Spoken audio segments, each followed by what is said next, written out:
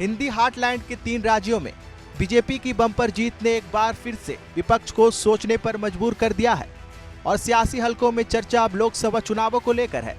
क्योंकि अगर हालात ऐसे ही रहे तो एक बार फिर केंद्र में मोदी सरकार होगी। बीजेपी की जीत से घबराए इंडिया गठबंधन ने 19 दिसंबर को दिल्ली में बैठक करने का फैसला लिया है। कांग्रेस नेता जयराम नरेश ने अपने एक्स हैंडल पर लिखा है, इंडिया की पार्टियों के नेताओं की चौथी बैठक मंगलवार 19 दिसंबर 2023 को नई दिल्ली में दोपहर 3 बजे से होगी।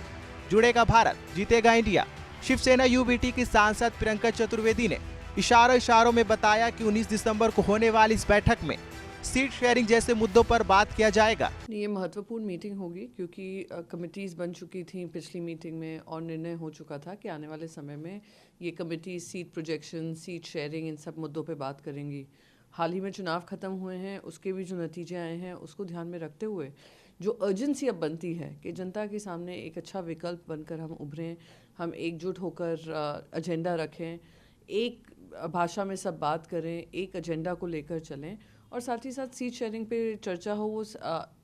टॉप मोस्ट लीडरशिप से ही हो सकती है हर राजनीतिक पक्ष की। तो ये आने वाली मीटिंग मैं मानती हूँ काफ़ी इम्पोर्टेंट है और देश के लिए, विपक्ष और सत्ता पक्ष के लिए जो चुनाव आएंगे उसको मैं मानती हूँ उसको एक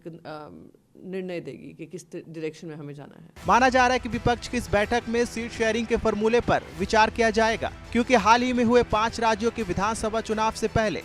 ना तो इंडिया गठबंधन के नेताओं की बैठक हुई